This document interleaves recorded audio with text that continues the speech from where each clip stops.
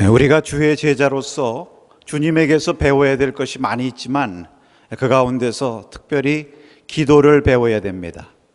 오늘 주님께서 제자들에게 기도에 대한 내용을 가르쳐 주시고 계십니다. 그런데 오늘 말씀을 가만히 보면 예수님께서 한 곳에서 기도하시고 마치신 후에 제자들에게 기도에 대해서 가르쳐 주셨다, 이렇게 말씀을 했습니다. 무슨 말씀인가요? 우리가 주님으로부터 기도를 배우는데 주님에게서 기도의 이론을 배우는 것이 아닙니다. 먼저 주님께서 하신 기도의 모습을 배워야 됩니다. 주님께서는 한 곳에서 특별히 시간을 구별해서 하나님 앞에 기도하셨다고 그랬습니다. 주님께서 제자들에게 기도를 가르쳐 주신 것도 기도에 대해서 무슨 연구를 하고 배워서 가르쳐 주신 게 아니죠. 본인이 직접 기도하신 그 기도의 생활, 본인이 기도하시면서 하나님 앞에 어떻게 기도를 드리고 또 어떠한 마음의 자세로 기도를 하셨는가, 그 삶으로부터 제자들에게 기도를 가르쳐 주신 것입니다. 여러분, 우리가 기도에 대해서 배우고 또 기도에 대해서 가르칠 때 가장 좋은 것은 우선 기도의 모습을 통해서 배우는 거죠. 예를 들어서 우리가 우리 자녀들에게 기도를 가르친다 할 때 기도는 이렇게 해라, 기도는 저렇게 하는 거다, 기도의 자세는 이래야 된다, 그런 것들 물론 가르쳐야 되겠지만 그 전에 먼저 해야 될 것은 우리가 자녀들에게 기도하는 모습을 보여주는 것이고 자녀들과 함께 손잡고 기도하는 것이죠. 아무리 기도에 대해서 좋은 이야기들을 해도 직접 기도의 모습을 보여주지 않으면 그것이 무슨 효력이 있겠습니까? 지난달 말에 우리 교회에서 서울 남년에 기도 세미나를 개최했습니다만 거기 강사로 오신 목사님이 기도에 대해서 많은 것들을 이제 가르치고 말씀하시는데, 먼저 자신과 자신의 교회에서 얼마나 기도하는데 힘쓰고 모든 성도들이 연합해서 기도에 전념하고 있는가, 그런 얘기들을 많이 하시더라고요. 그러니까 그런 얘기를 들으면서 우리가 기도에 대해서 얘기를 들어도 더 은혜가 되고 도전이 되는 그러한 시간을 가질 수가 있었습니다. 그 제자들도 예수님께서 기도하시는 그 모습을 보면서 은혜를 받은 거죠. 예수님께서 저렇게 간절히 기도하시는데 우리도 기도하고 싶다. 어떻게 우리가 기도를 해야 될까? 기도를 가르쳐 주시옵소서. 이렇게 주님께 말씀을 드린 것입니다. 여러분, 오늘 이 말씀은 먼저 우리에게 분명한 메시지를 전해주고 계십니다. 우리가 이 말씀을 들을 때에 먼저 내가 하나님 앞에서, 주님 앞에서 나도 주님처럼 기도하기를 원합니다. 나도 주님처럼 기도하겠습니다. 나에게 주님 기도를 가르쳐 주시옵소서. 또 이렇게 말씀하시는 거예요. 너희가 정말 기도를 배우기를 원하느냐? 그러면 먼저 기도 생활을 해라. 기도하는 시간을 가져라. 그러면 기도를 배우게 되고 기도하는 법을 배우게 된다. 사실 맞는 말이에요.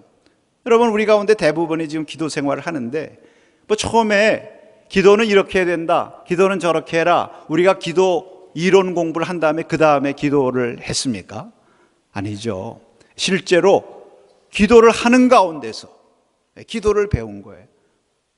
우리가 외국어를 배울 때도 학원에서 배우는 거 좋죠. 그러나 실제 생활에서 외국어 써가면서 배우는 것이 진짜 배우는 거 아니겠어요?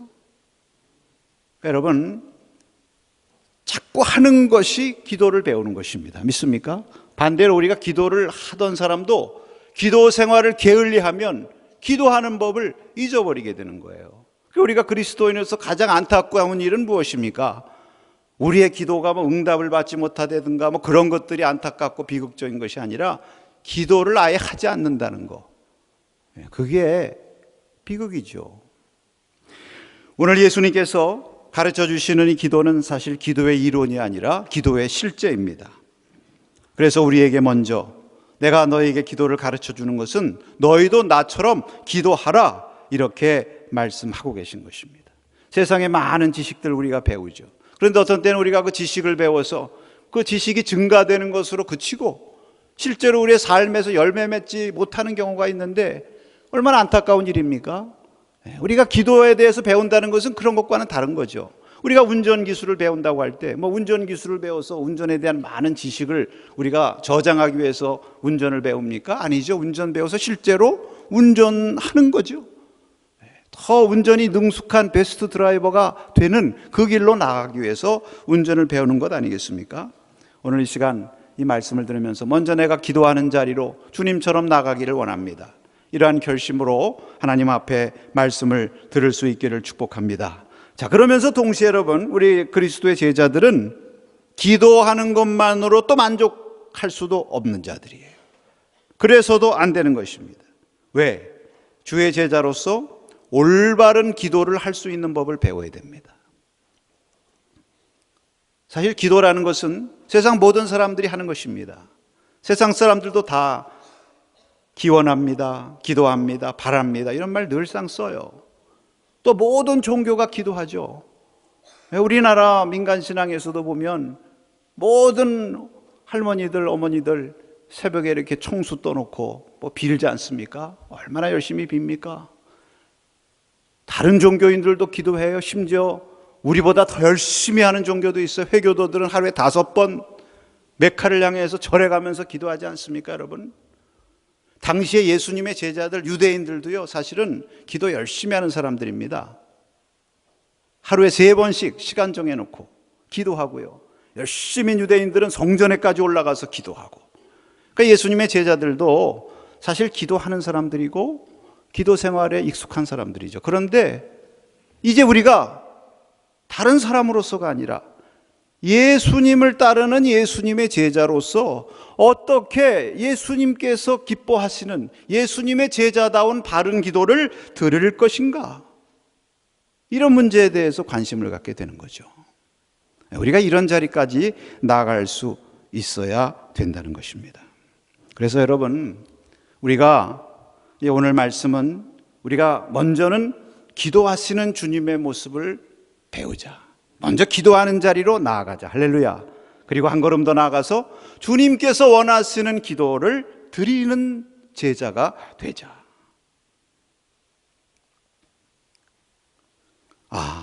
목사님, 나는 기도하고 싶은데 어떻게 기도해야 될지, 첫 마디를 어떻게 시작해야 될지 모르겠어요. 이런 분들에게도 주시는 말씀이고요. 또 나는 기도 생활은 이미 익숙해서 잘 기도 생활하고 있는데 과연 내가 드리는 기도, 내가 하는 기도 생활이 정말 주님을 기쁘시게 하고 주의 뜻에 맞는 기도 생활인가? 또 이런 문제에 대해서 질문하는 그러한 성도님들도 계신데, 그러한 모두를 위해서 오늘 주님께서 우리에게 가르쳐 주시는 것입니다. 따라하십시다. 너희는 기도할 때 이와 같이 하라. 네. 여기 오늘 주님께서 말씀하십니다. 기도하는 것과 배우는 것은 항상 함께 가야 되는 거예요. 기도하면서 배우고요, 또 배우면서 기도해야 되는 것입니다. 오늘 여기 주님께서 기도에 대해서 가르치시면서 주기도문을 말씀하시죠. 누가복음의 주기도문은 5마디의 간구로 되어 있습니다. 아주 짧은 기도. 마태복음보다도 더 짧지만 우리가 사실 드려야 될 기도들이 여기 다 포함되어 있어요. 그러니까 우리가 사실 기도하기가 쉽지 않을 때, 무슨 기도를 해야 될 때 우리가 생각나지 않을 때는 주님이 가르쳐 주신 이 기도를 열심히 하면 되는 것입니다. 믿습니까? 그렇다고 뭐 여기 틀에 꼭 막혀서 요 기도만 하려는 건 아니죠. 우리가 주기도문으로 기도를 하기 시작하면 하나님께서 우리의 기도를 점점 더 넓혀주시고 또 점점 깊은 기도의 자리로 들어가게 하시는 줄로 믿습니다. 주님께서 이 주기도문을 가르쳐 주시고 그 다음 계속해서 이어지는 말씀 보면 선하신 아버지를 믿고 끈기 있게 간절히 구하라. 그리하면 구하는 자마다 하나님께서 다 이루어 주신다는 말씀으로 우리에게 가르쳐 주셨습니다. 오늘 여기 주님께서 가르쳐 주신 이 기도에 대한 말씀을 통해서 특별히 3가지 중요한 말씀 우리가 함께 나누며 은혜를 나누고자 합니다. 이것은 서로 연결되어 있는 그런 말씀이라고도 볼 수가 있는데요. 그 첫째로 우리가 기도를 누구에게 하느냐. 여기 예수님께서 분명히 말씀하셨습니다. 아버지요, 이렇게 아버지를 부르면서 하라고 말씀을 하셨습니다. 여러분, 이 아버지라고 부르면서 기도한 것은 예수님에게서 독특한 것입니다. 우리가 기도할 때 아버지 또는 아버지 하나님 이렇게 부르면서 기도한 것은 우리 주님께서 그렇게 기도하셨기 때문이고, 또 우리에게 아버지여 부르면서 기도하라고 가르쳐 주셨기 때문에 우리가 그렇게 기도를 하는 것입니다. 여기 아버지란 말이 아빠라는 말이죠. 아람어로 아빠. 그래서 아빠, 아버지, 얼마나 친밀한 그런 부름인지 모릅니다. 사실 구약에도 많은 신앙의 선조들이 기도를 했지만 아버지라고 부르면서 기도한 일은 거의 없습니다. 대부분은 여호와여 또는 하나님이여 또 주여 주님 이렇게 기도했는데, 예수님은 그 예수님께서 기도하신 복음서에 나오는 내용들 다 보면은요, 한결같이 아버지여, 내 아버지여, 하늘에 계신 우리 아버지여, 이렇게 기도하셨습니다. 신학자 요아킴 에레미야스는 말하기를, 예수님은 새로운 기도 방식을 보여주셨다. 예수님은 아이가 아빠에게 이야기할 때처럼 마음 턱 놓고 다정하게 하늘 아버지와 대화하셨다, 이렇게 말씀했습니다. 그래서 이런 예수님의 기도의 본을 따라서 초대교회 성도들도 아버지라고 부르면서 기도했죠. 갈라디아서 4장 6절에 보니까 이런 말씀이 있습니다. 함께 읽습니다. 너희가 아들이므로 하나님이 그 아들의 영을 우리 마음 가운데 보내사 아빠 아버지라 부르게 하셨느니라. 여러분, 우리가 아빠 아버지라 부르면서 기도하는 것은 참으로 귀한 거예요. 왜냐하면 이게 우리 마음대로 하는 것이 아니라 성령께서 우리라고 아빠 아버지라 부르면서 기도하게 하신다는 것입니다. 사실 우리가 예수 그리스도를 믿고 하나님의 자녀가 되는 권세, 특권을 받았습니다. 믿습니까?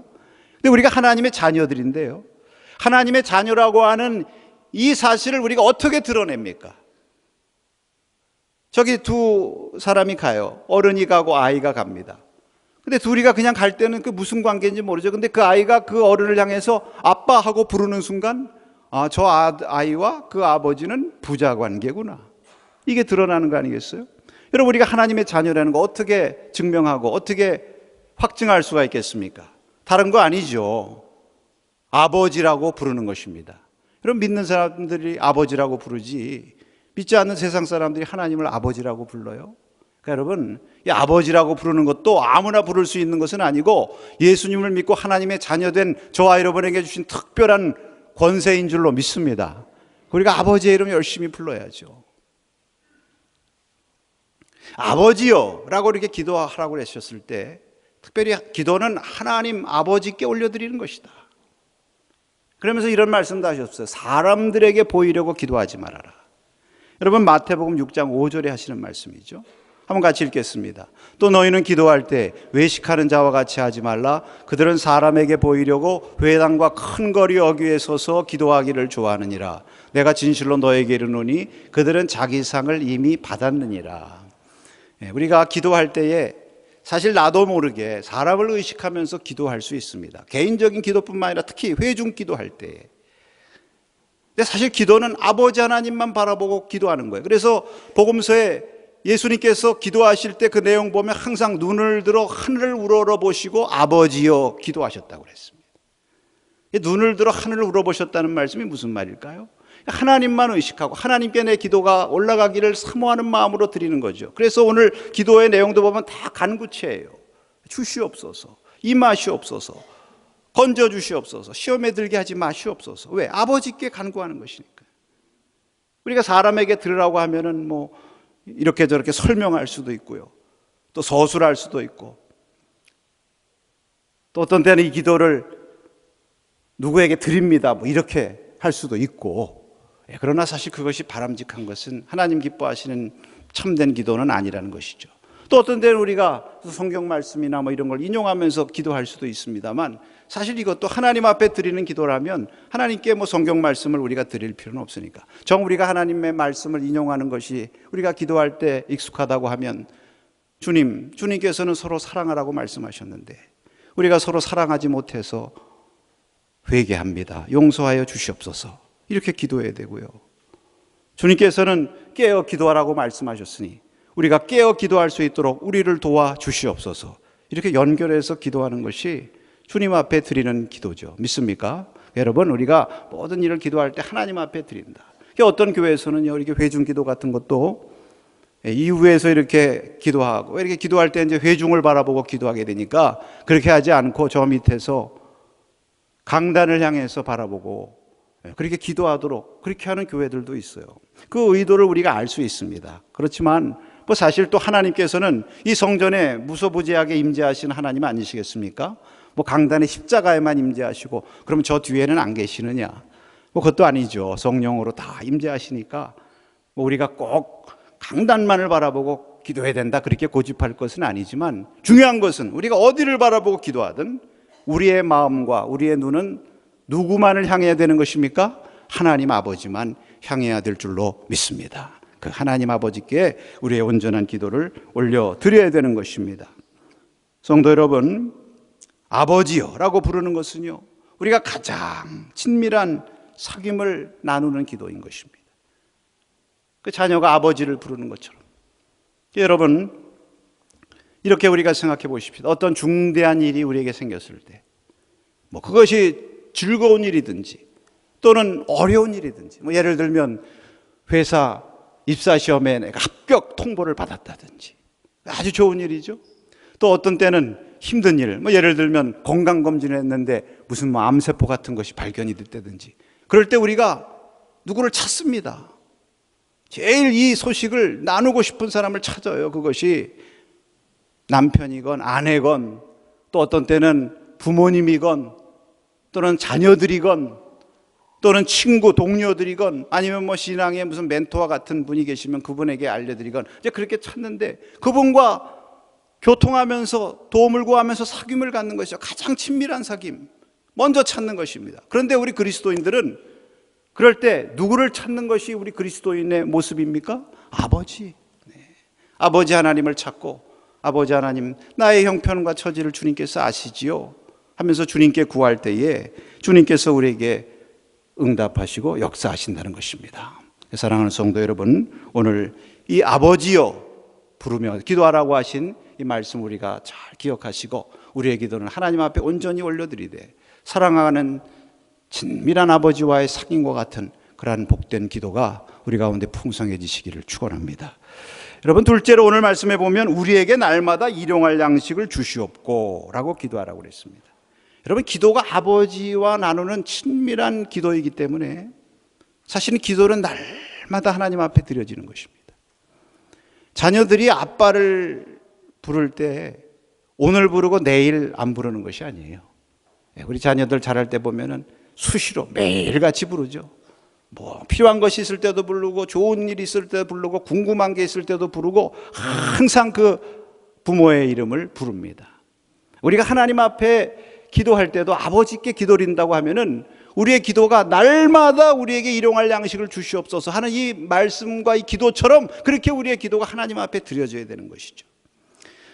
오늘 특별히 누가복음의 이 말씀은 여기 날마다라는 말이 있습니다. 마태복음의 주기도문에 똑같은 내용이 나오지만 거기 좀 차이가 있는 것은, 거기는 오늘 우리에게 일용할 양식을 주옵시고 오늘이라고 말씀하고 있는데, 이 누가복음에서는 날마다라고 말씀하고 있어요. 이 날마다, 영어로 말하면 day by day, each day, 매일같이 그날 필요한 양식을 우리에게 주시옵소서 하라, 그런 말씀이에요. 여러분, 이것은 그날 필요한 양식, 육신의 양식을 우리에게 달라는 기도도 되지만, 여러분, 여기 양식이라는 것이 뭡니까? 떡 아니에요? Our daily bread. 우리 떡 하면은 단순히 육신의 양식만이 아니라 매일매일 주시는 하나님의 영의 양식, 날마다 공급해 주시는 하나님의 은혜, 하나님의 지혜, 하나님의 인도하심, 하나님의 도우심, 하나님의 구원하심, 하나님의 축복하심, 믿습니까? 이것이 하나님께서 우리에게 공급하시는 Our daily bread거든요. 그것을 날마다 공급해 달라고 날마다 기도드리라는 거예요. 그래서 주님께서 말씀하셨습니다. 너희는 일주일에 필요한 양식을 달라고 구해라, 이렇게 하지 않으셨잖아요. 오늘 주님 앞에 나와서 예배드린 여러분, 그래도 일주일 만에 하나님 전에 나와서 하나님 앞에 기도하고, 하나님 오늘 우리에게 필요한 은혜를 주시옵소서 우리가 간구하는 것도 얼마나 귀합니까? 그러나 예수님께서는 분명히 말씀하셨습니다. 날마다 그날 필요한 양식을 달라고 구해라. 할렐루야. 여러분, 그날 구해야 되는 거예요. 우리가 하나님 앞에 하루를 시작할 때 일어나서 여러분 세면대에서 손과 얼굴을 씻으시면서 세면대 얼굴을 바라보면서 하나님 앞에 기도하시기 바랍니다. 하나님, 오늘 우리에게 필요한 은혜를 주시고 오늘 우리에게 필요한 양식을 주시옵소서. 오늘 내가 누구를 만나고 어떤 스케줄을 갖고 어떤 일을 계획하고 어떤 길을 갈 텐데 주님께서 다 바른 길로 인도하시고 잘못된 것은 닫아주시고 주님께서 바르게 만나게 하시고 주님의 지혜와 능력으로 바르게 행하게 인도해 주시옵소서. 날마다 우리가 하나님 앞에 그날에 필요한 은혜를 구하라는 말씀입니다. 사실 하나님께서는 저와 여러분에게 그날 필요한 은혜를 공급하시기를 원하시고 이미 준비해 놓고 계세요. 다만 우리가 구하여 받느냐 안 받느냐, 그것이 관건인 것입니다. 어떤 경우에는요, 우리가 어떤 길이나 어떤 계획이나 이런 것들을 미리 다 정해놓고 내가 이제 이런 길과 이런 일을 향해서 가는데 하나님 도와주세요, 이렇게 기도할 때도 있어요. 물론 뭐 그것도 도와달라니까 얼마나 감사하고 다행스러운 일입니까? 그러나 여러분, 주님께서 원하시는 날마다 그날에 필요한 양식을 구하라는 말씀은 무엇입니까? 먼저 하나님 앞에 그날 필요한 일, 그날 필요한 길, 그날 가야 할 자리들, 만날 사람들, 이런 거 먼저 하나님 앞에 내어놓고 하나님 앞에 구한 다음에 그 다음에 그 길을 가라, 그런 말씀이에요. 이 순서가 중요한 것입니다, 여러분. 성경에 보면요, 믿음의 사람들이 다 어떻게 한 줄 아십니까? 다윗이 블레셋과 싸우는 유명한 말씀이 사무엘기와 역대기에 있죠. 블레셋이 르바임 골짜기 이렇게 쳐들어왔습니다. 그런데 사실은 군대가 쳐들어오면 전략을 세워서 나가야 되죠. 그런데 다윗이 먼저 하나님 앞에 구했다고 그랬어요. 여쭈었다고 그랬습니다. 사무엘서에 보면, 하나님, 내가 나가서 맞서 싸울까요? 저 군대를 나의 손에 붙이셨습니까? 그러니까 하나님께서 그 다윗이 내놓은 문제 앞에 응답하셔서, 그래, 내가 너의 손에 붙였으니까 나가서 싸워라. 그래서 나가서 싸워서 물리쳐 이겼다고 그랬어요. 그런데 재미있는 것은요, 바로 며칠을 얼마 안 있다가 똑같은 일이 또 생깁니다. 블레셋 군대가 똑같은 골짜기로 똑같은 군대를 쳐들고 몰고 쳐들어 올라온 거예요. 자, 그랬을 때 보통 사람 같으면, 아니 저 블레셋 군대가 지난번에 왔던 곳으로 똑같이 군대를 몰고 쳐들어왔네. 자, 지난번에 했던 전력이 있으니까 지난번에 했던 대로 하면은 싸워서 이길 수 있겠구나. 그렇게 할 수도 있지만 다윗이 그렇게 하지 않았다고 그랬습니다. 또 그날 그 앞에 닥친 문제, 그 블레셋 군대와 가서 어떻게 할 것이에 대해서 그날 다시 구했다고 그랬어요. 또 하나님께 여짜옵기를, 주여 이번에는 어떻게 하오리까? 그랬을 때 하나님께서요, 다른 전략을 주십니다. 뭐라고 그래요? 이번에는 나가서 맞서 싸우는 것이 아니라 뒤로 돌아서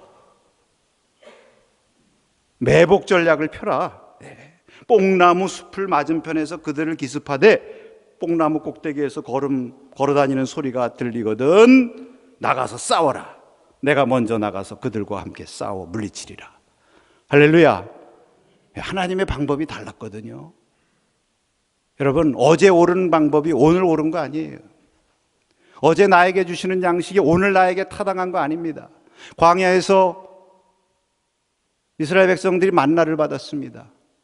그날 하나님께서 만나를 주시는데요, 매일같이 나가서 만나를 거둬들여야 되죠, 그날 양식으로. 그런데 어떤 사람들은 그 매일같이 내리는데 뭐 이거 매일같이 나갈 필요 있어? 하면서 며칠씩을 거둬요. 일주일치를 다 거둬요.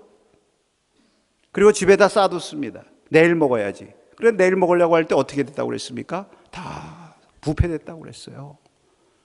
하나님께서 원하시는 것은 그날 날마다 데이 바이 데이 그날에 필요한 양식과 그날에 필요한 은혜와 그날에 필요한 지혜와 그날에 필요한 하나님의 도움을 구하기를 원하시는 것입니다. 우리 주님께서 그렇게 기도하라고 가르쳐 주셨어요. 그래서 그렇게 구할 때에 하나님께서 날마다 새로운 은혜를 공급해 주시는 줄로 믿습니다. 그러니까 여러분, 이런 하나님의 날마다 공급하시고 날마다 인도하시는 하나님의 은혜를 사모하며 그렇게 구하는 자가 될 때에 하나님의 놀라운 은혜와 축복 가운데 승리하는 성도가 되는 줄로 믿습니다. 날마다 일용할 양식을 구하라. 오늘 이 말씀을 여러분 꼭 기억하시고 날마다 우리에게 새롭게 주시는 하나님의 은혜와 지혜를 구하며 주님과 날마다 동행하는 축복의 삶이 되시기를 축원합니다. 여러분, 마지막으로 아버지께서 구하는 자에게 성령을 주시지 않겠는가? 우리 마지막 절 말씀이 참 귀한데요, 13절 말씀을 우리 한번 같이 읽겠습니다. 너희가 악할지라도 좋은 것을 자식에게 줄 줄 알거든 하물며 너희 하늘 아버지께서 구하는 자에게 성령을 주시지 않겠느냐 하시니라. 여러분, 아버지께 구하라고 말씀하셨을 때 주님께서 의도하신 말씀이 이것입니다. 사실은 왜? 이 아버지는 어떤 아버지십니까? 선하신 아버지. 그러니까 여기 비유가 두 가지 나오죠. 하나는 벗의 비유, 또 하나는 육신의 아버지의 비유. 여러분, 벗도 자기 친구를 위해서는 그 귀찮은 걸 마다하고 구하는 친구에게 구하는 것을 주지 않습니까? 하물며 하늘 아버지께서 주시지 않겠느냐, 그 얘기죠. 또 여기 보니까 세상 육신의 아버지도 자녀들에게 생선을 달라고 그러면 뱀을 줄 부모가 누가 있겠느냐. 그러면서 주님 말씀하셨습니다. 하물며 하늘에 계신 너희 아버지, 선하신 너희 아버지께서 너희에게 가장 좋은 것을 주시지 않겠는가. 할렐루야. 우리가 이것을 신뢰하며 하나님 앞에 구하라, 그런 얘기죠. 낙심하지 말고. 여러분, 하나님께서 가장 좋은 것을 우리에게 주실진데 때로는 우리가 원하는 대로 주시지 않을 수도 있어요. 물론 우리가 원하는 대로 주실 때도 있지만, 때로는 우리에게 원하는 대로 주시지 않을 수도 있지만, 그래도 하나님께서 우리에게 가장 필요하고 가장 선하신 계획을 예비하시고 우리에게 응답하심을 믿습니다. 이런 믿음을 가지고 기도하라는 것이죠. 여러분, 여기 특별히 보면은 너희에게 성령을 주시지 않겠느냐 이렇게 말씀하셨는데요. 여러분, 이 말씀이 참으로 귀합니다. 왜냐하면 성령이야말로 우리 하나님의 자녀들에게 주시는 가장 귀한 하나님의 선물이기 때문인 줄로 믿습니다. 여러분, 성령이 가장 귀한 거예요. 이런 말씀이 있잖아요. 고기를 달라고 하는 자에게 고기를 주는 것보다 더 귀한 것은 고기 잡는 법을 가르쳐 주는 것이다. 할렐루야. 여러분, 성령께서 우리에게 임하시고 충만하시면요, 우리가 기도하는 그 기도대로 응답 임하는 것입니다.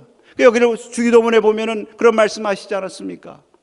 하나님 나라가 임하옵시며, 우리가 하나님 나라가 임하기를 기도하는데 우리가 성령 충만한 자가 되면 그 하나님 나라를 위해서 우리가 기도하면서 쓰임 받을 수 있는 거룩한 주님의 도구가 되는 거예요. 할렐루야. 그것보다 더 큰 응답이 어디 있습니까? 우리의 죄를 용서해 주시옵소서. 우리도 다른 사람의 죄를 용서하겠나이다. 다른 사람의 죄를 용서한다는 것, 그 기도의 응답, 우리의 힘 가지고 어떻게 가능합니까? 그러나 성령께서 우리 가운데 임하셔서 우리에게 힘과 은혜를 주시면 원수까지도 용서하고 불쌍히 여길 수 있는 그러한 힘을 주시는 거예요. 할렐루야. 시험에 들지 않게 하옵소서. 여러분, 시험에 들지 말라고 하는 거예요. 시험이 오지 말게 하라는 것이 아니죠. 시험과 유혹은 끊임없이 옵니다. 문제는 그것을 당하지 말아야죠. 거기에 빠지지 말아야죠. 그러나 우리 육신을 가진 연약한 우리가 어떻게 그 시험을 다 이기고 그 육신의 그 모든 유혹을 다 우리가 이기면서 살 수 있겠습니까? 그러나 성령께서 우리 가운데 임하셔서 우리에게 충만하시면 그 어떤 시험에도 당하지 않고 이길 수 있는 힘과 은혜를 주실 줄로 믿습니다. 그래서 성령이 가장 좋은 선물이요. 따라하십시다. 성령이 응답이다. 성령이 응답이에요. 여러분, 기도도 마찬가지예요. 여러분, 로마서 8장 26절 말씀에 이런 유명한 말씀 우리 한번 같이 읽겠습니다. 이와 같이 성령도 우리의 연약함을 도우시나니 우리는 마땅히 기도할 바를 알지 못하나 오직 성령이 말할 수 없는 탄식으로 우리를 위하여 친히 간구하시느니라. 아멘. 성령께서 우리에게 주실 때에, 임하실 때 우리가 또 기도할 수 있는 힘, 하나님께서 원하시는 하나님의 뜻대로 하는 아름다운 기도를 올려드릴 수가 있게 되는 것입니다. 그러므로 결국 우리가 구할 것은 무엇입니까? 다른 어떤 것, 혹시 주님 안 주셔도 좋은데 성령을 주시옵소서. 내 가운데 성령만 계시면 나는 모든 것을 할 수 있고 모든 것에 응답받는 삶을 살 수 있겠나이다. 할렐루야. 이러한 믿음으로 성령을 구하실 때 여러분에게 하나님께서 가장 좋은 선물 성령으로 충만히 채워주실 줄로 믿습니다. 사랑하는 성도 여러분, 오늘 주님께서 우리에게 기도를 가르쳐 주셨습니다. 너는 나와 같이 기도하라. 그리고 내가 원하는 기도를 하라. 주님 앞에 우리가 아버지의 이름을 부르면서 날마다 필요한 은혜를 공급받기 위해서 기도하십시다. 그리고 무엇보다도 성령 충만하기를 위해서 기도할 때 성령이 여러분 가운데 오셔서 여러분의 삶을 주장해 주시고 여러분의 삶 가운데 날마다 필요한 은혜를 공급받고 인도받는 그러한 놀라운 길로 이끌어 주실 줄로 믿습니다. 우리 이 은혜를 받기를 원하면서 아멘 하십시다.